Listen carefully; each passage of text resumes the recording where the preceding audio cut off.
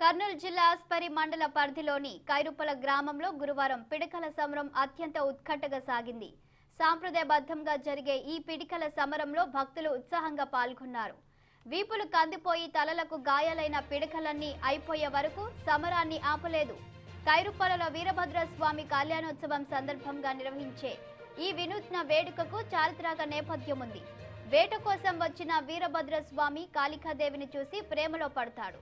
భద్రకాళి దేవితో ఏర్పడిన మనస్పర్ధాలతో వివాదం తలెత్తుతుంది.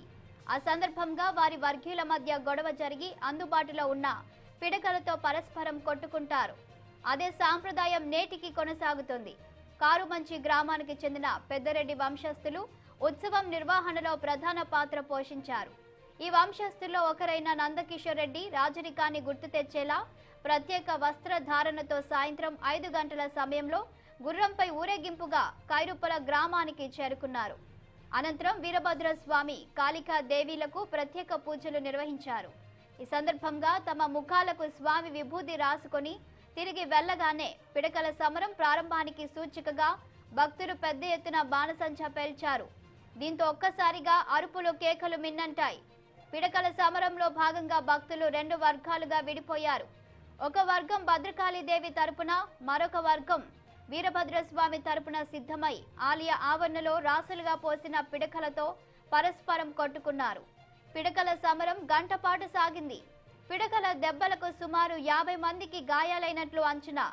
మండల పరిధిలోని కైరుపలతో పాటు చన్నంపల్లి, పుప్పులదొడ్డి, వెంగళయ్యదొడ్డి, కారుమంచి, ఆలారుదిన్నె, యాటకల్లు, వలగొండ, డి కోటకొండ తదితర గ్రామాల భక్తులు స్వామివారికి మొక్కుబడుల కింద పిడకలను సమర్పించారు.